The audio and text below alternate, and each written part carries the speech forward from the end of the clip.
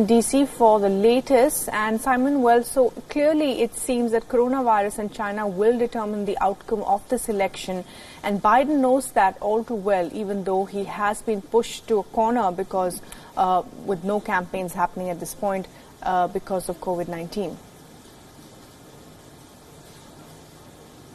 I think that is absolutely right. The fact that Joe Biden thought it necessary to focus on China in that video that we just saw is an absolutely clear indication that Donald Trump has forced him into that terrain. And it's another indication that President Trump is going to use increasingly anti-China rhetoric between now and November in a bid to cement the support of his base. Remember that back in 2016, President Trump, when he was candidate Donald Trump, used very, very violent and dramatic language about China, accusing Beijing of holding the American economy to ransom through unfair trading practices.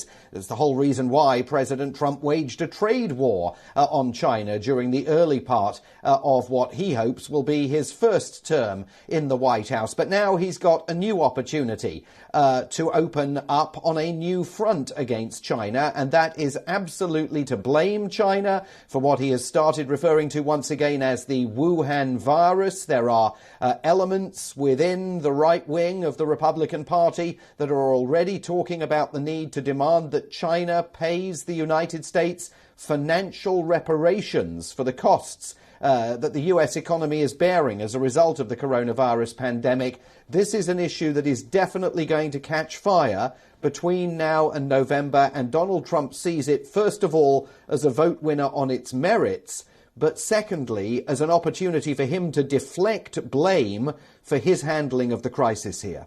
Right, absolutely. And also the other point, Simon, I do want to touch on is what the New York governor said about America crossing, or New York, I beg your pardon, crossing the high point.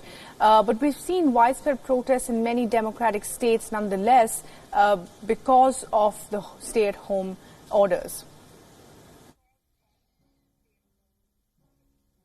Yeah, I mean, these protests aren't happening in a vacuum. They're clearly being at least endorsed by President Donald Trump. You heard him there talking about the protesters looking to him like very responsible people. And he's used Twitter particularly as an instrument to try and encourage people to rise up in key Democrat states, Minnesota, Michigan, and Virginia. I mean, the irony in all of this is that Donald Trump is inveighing protesters to push back against his own government's guidelines, whether it was the 30 days to slow the curve or the new guidelines that envisage this three-phase process of returning to some degree of normalcy. It's definitely creating political pressure on governors in those states with relatively low levels of infection, where protesters, 2,500 of them in Washington state over the weekend, are saying they want to get back to work and saying they're willing to accept the risk that entails. But, you know, the president's own public health advisor,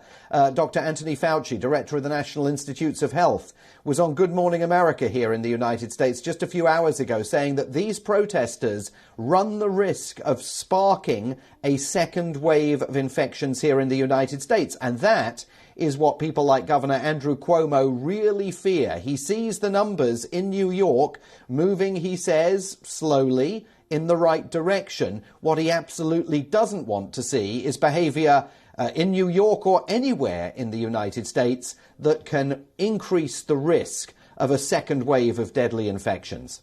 Right, absolutely. Simon Marks, thanks very much indeed for joining us with the latest this evening and all that's happening in the United States. Thanks for that.